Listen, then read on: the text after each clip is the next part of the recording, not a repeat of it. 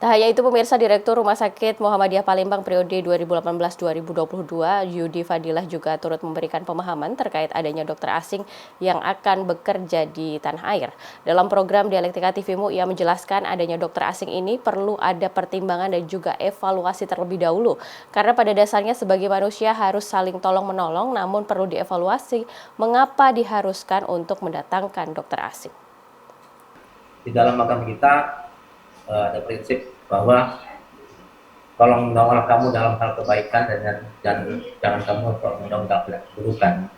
Jadi datangnya dokter-dokter yang dari luar negeri sebenarnya gunanya adalah untuk membantu kita, tetapi ada di ujung itu ada syaratnya.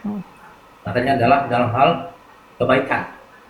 Jangan nanti dokter-dokter yang dari luar negeri itu didatangkan justru akan membuat hal yang tidak baik, malah petaka bagi negara ini. Apa yang disampaikan oleh Dr. Zainal tadi, kita bukan bangsa ayam sayur.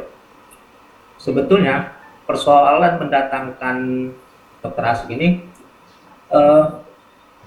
perlu dari kita sendiri bermuhasabah atau evaluasi.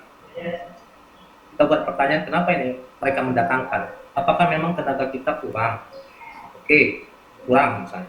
Tetapi hampir semua negara barangkali kekurangan dokter juga. Kalau perbandingan apa yang sudah dijelaskan tadi bahwa memang sangat kurang 1 banding 10.000 atau 10.000 lah. Pertanyaan adalah banyak dari FK kita mulai dari hulunya dulu.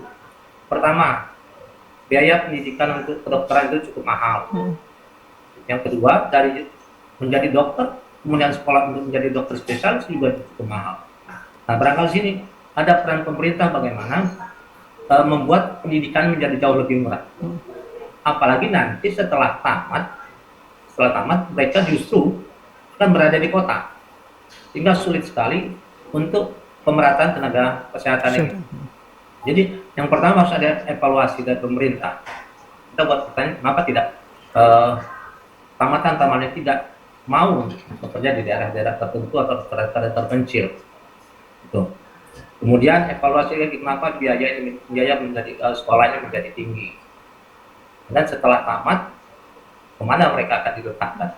Jadi itu juga harus dievaluasi pemerintah sebelum pemerintah mendatangkan dokter-dokter asing itu. Nah, kalau kita lihat misalnya di negara kita, tamat-tamatan dari FK kita juga cukup banyak. Dokter umum cukup banyak.